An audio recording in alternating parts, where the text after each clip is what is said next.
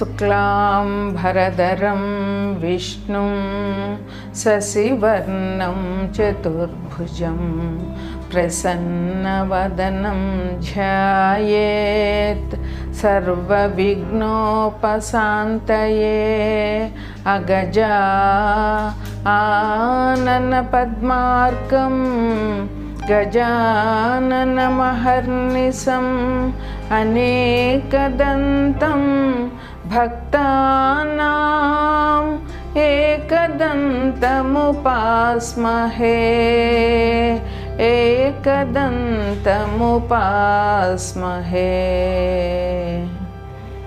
ఈరోజు శుక్రగ్రహం కారకత్వాల గురించి చెప్పుకుంటున్నాము. శుక్రగ్రహం ఏ రాశిలో ఉంటే వారికి ఏ రకమైన ఫలితాలు వస్తాయి అనేది నేను చెప్పబోతున్నాను. శుక్రగ్రహం డిసెంబర్ 2వ తారీఖు నుంచి వృశ్చిక రాశి నుంచి ధనుసు రాశి నుంచి మకర రాశికి మారింది. ఈ గ్రహం ఇక్కడ 29/12/2024 వరకు శుక్రగ్రహం మకర రాశిలో స్థితి పొంది ఉంటుంది. ఆ శుక్రగ్రహం మకర రాశిలో ఉండడం వల్ల ద్వాదశ రాశులకి ఏ రకమైన ఫలితాలు వస్తాయి, ఏ రకమైన పరిహారాలు వారు చేసుకోవాలి అనేది నేను ఇప్పుడు చెప్పబోతున్నాను.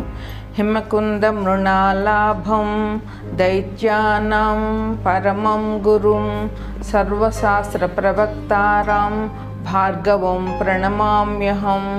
ఇది శుక్రగ్రహానికి సంబంధించినటువంటి శ్లోకం. శుక్రగ్రహం పూర్తిగా స్త్రీ గ్రహం.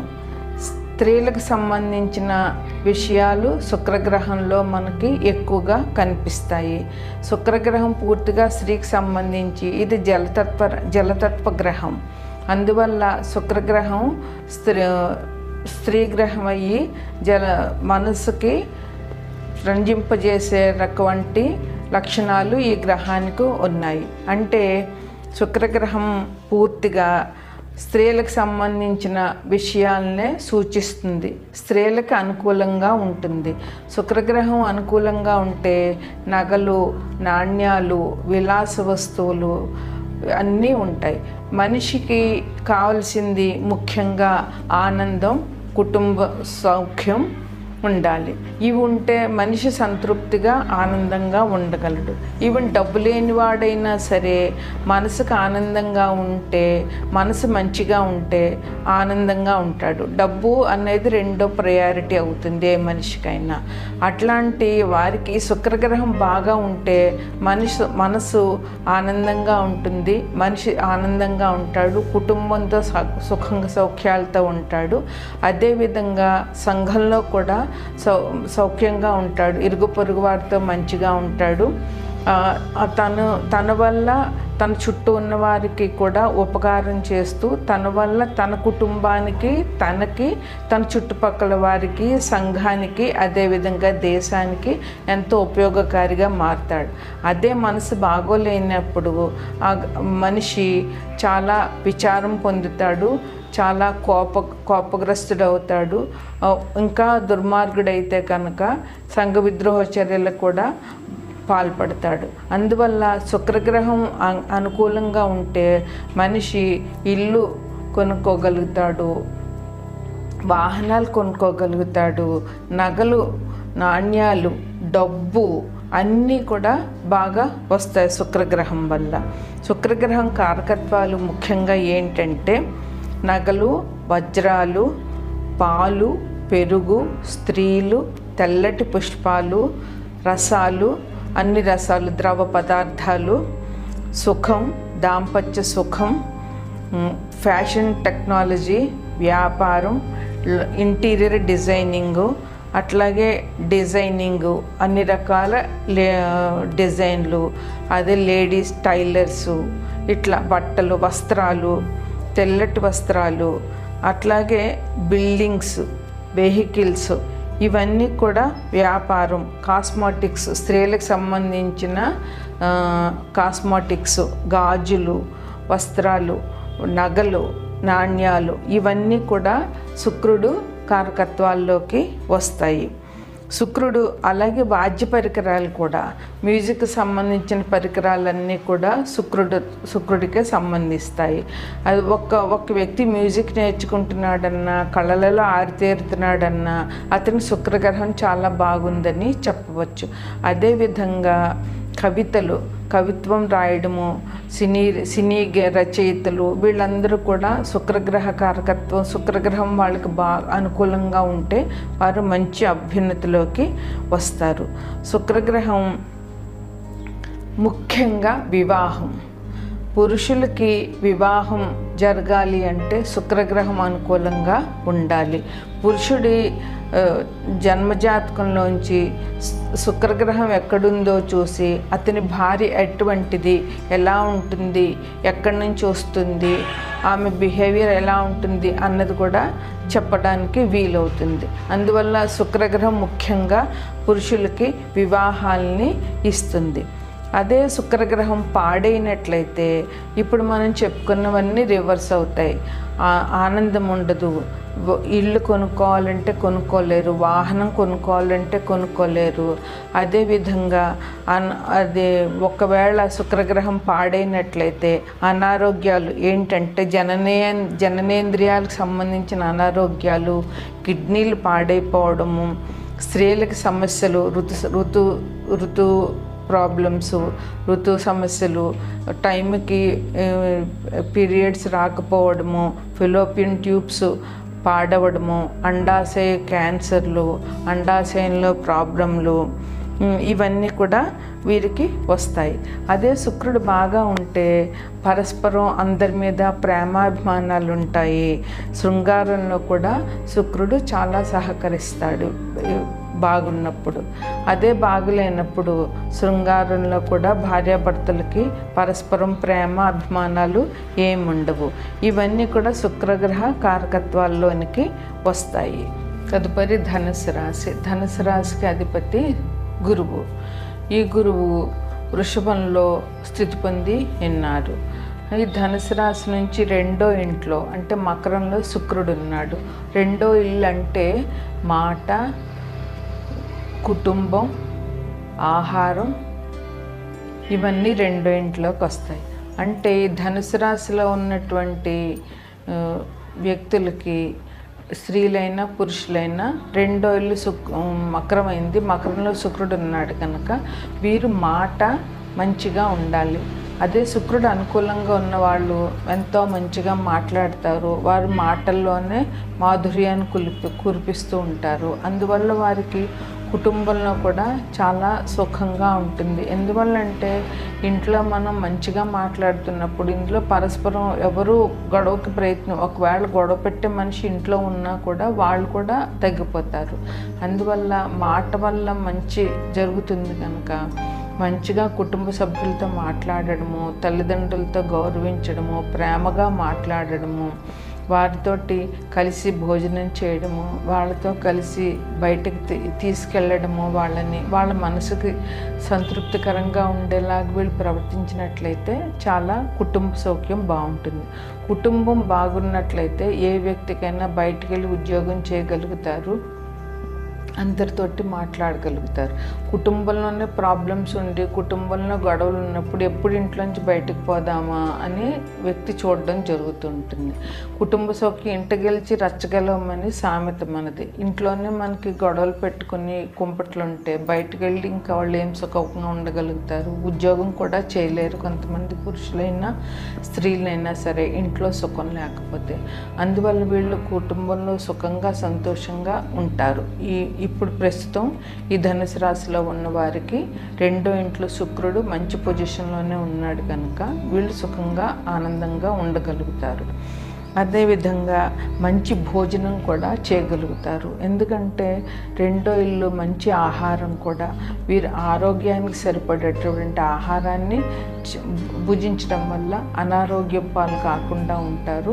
అదే మంచి ఆహారాన్ని తినగలిగే అవకాశం కూడా ఈ రాశి వారికి ఇప్పుడు ప్రస్తుతం ఉంది. అంతేవిధంగా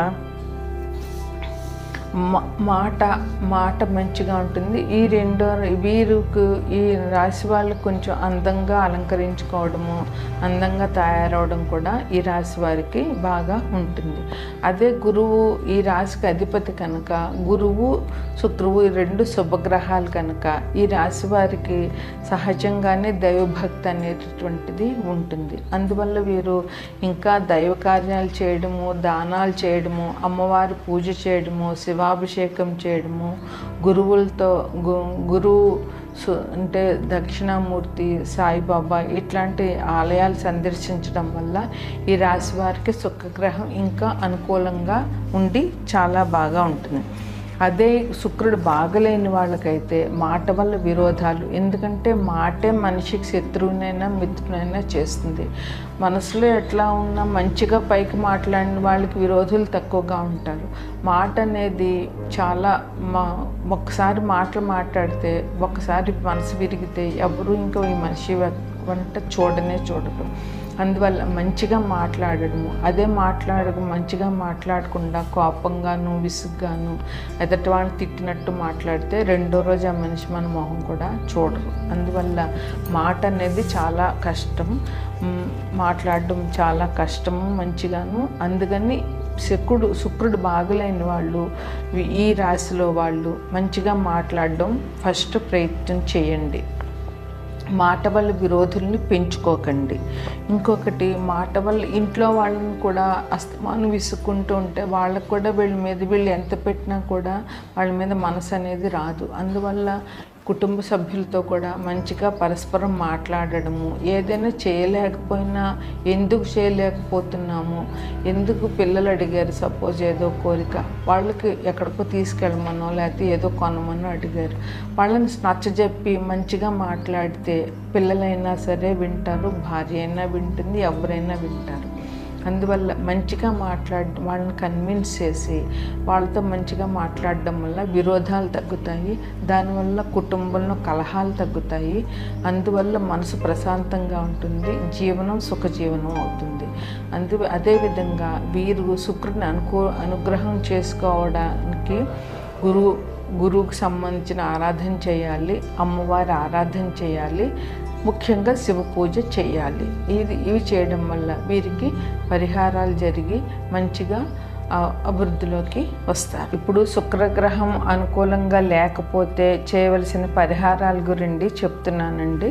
ఇది రాశి ఫలితాల తర్వాత దీన్ని యాడ్ చేసుకుంటే వారి రాశిలో శుక్రగ్రహం అనుకూలం లేని వాళ్ళు ఏ పరిహారాలు చేయాలో ఆ పరిహారాలు ఇప్పుడు చెప్తున్నాను. ఈ పరిహారాలు చేస్తే వాళ్ళకి శుక్రగ్రహ అనుకూలం దొరుకుతుంది. శుక్రుడు అంటే స్త్రీ గ్రహం కనుక శుక్రగ్రహం అనుకూలం కావాలి అనంటే మనకి అమ్మవారి ఆరాధన చాలా చాలా అవసరం. అమ్మవారంటే లలితా పరమేశ్వరి, రాజరాజేశ్వరి. శుక్రగ్రహం ముఖ్యంగా రాజరాజేశ్వరి అమ్మవారికి అనుకూలం. అదేవిధంగా లలితా పరమేశ్వరికి కూడా శుక్రగ్రహ పూజ ముఖ్యమైనటువంటిదని చెప్పవచ్చు. ఇప్పుడు ఈ రాశి వారికి ఏ రాశి వారైనా సరే శుక్రగ్రహం అనుకూలంగా లేదు అంటే వారు శ్రీ సూక్త పారాయణ చేయాలి. ప్రతిరోజు శ్రీ సూక్త పారాయణ చేయడం వల్ల వారికి శుక్రగ్రహ అనుకూలత లభిస్తుంది. అదేవిధంగా రాజరాజేశ్వరి అష్టకం కానీ లేదా లలితా సహస్రనామాల్లో రాజరాజేశ్వరికి సంబంధించిన 2 లైన్లు ఉన్నాయి. రాజరాజేశ్వరి, రాజధాని, రాజ్యవల్లభ, రాజ్యలక్ష్మి అని ఆ లైన్లు మీరు చదివి లలితా పరమేశ్వరి ఆరాధన చేయడం వల్ల వీరికి చాలా అభివృద్ధిలోకి వస్తారు. అదేవిధంగా లలితా పరమేశ్వరి నామం శ్రీమాత్రే నమః, ఓం శ్రీమాత్రే నమః అని ప్రతిరోజు కనీసం 108 సార్లు చేయడం వల్ల, నామజపం చేయడం వల్ల శుక్రగ్రహ అనుకూలత వీరికి లభిస్తుంది. తీపి పదార్థాలు నైవేద్యం పెట్టి అమ్మవారికి ఆ తీపి పదార్థాలు అందరికీ పంచడం. అదే ఒక గుడిలో ఏదైనా తీపి పదార్థం నైవేద్యానికి ఇచ్చి అమ్మవారికి అది అక్కడ గుడిలో భక్తులందరికీ పంచడం వల్ల కూడా వీరికి చాలా మంచి జరుగుతుంది. ముఖ్యంగా శుక్రగ్రహం అనుకూలం కావాలి అంటే ఆడవారిని గౌరవించాలి. ముఖ్యంగా వాళ్ళ తోబుట్టువుల్ని, వాళ్ళు ఉన్న అక్క చెల్లెళ్ళని, పురుషులు వాళ్ళ అక్క చెల్లెళ్ళని కనీసం ఉత్తరాయణంలో ఒకసారి, దక్షిణాయనంలో ఒకసారి వాళ్ళని పిలిచి ఇంటికి వారికి భోజనం పెట్టి వారికి ఒక పసుపు కుంకుమ బట్టలు చీర పెట్టి వాళ్ళని సంతృప్తిపరచాలి. అలా చేయడం వల్ల ఆడపిల్లలు ఇంట్లో సంతోషంగా ఆ ఇంటి నుంచి పసుపు కుంకుమ తీసుకుని పెడితే ఆ ఇంటికి ఎంతో అభివృద్ధిలోకి వస్తుంది. అదే అక్క చెల్లెలు లేని వాళ్ళు మేనత్త అంటే తండ్రి చెల్లెలు, తండ్రి అక్క, ఆ మేనత్తని గౌరవించాలి. ఆ మేనత్తని కనీసం సంవత్సరానికి 2 సార్లు 3 సార్లు ఎన్నిసార్లు వీలైతే అన్నిసార్లు పిలిచి ఆమెకి పసుపు కుంకుమ జాకెట్ బట్ట లేదా చీర ఇవ్వాలి.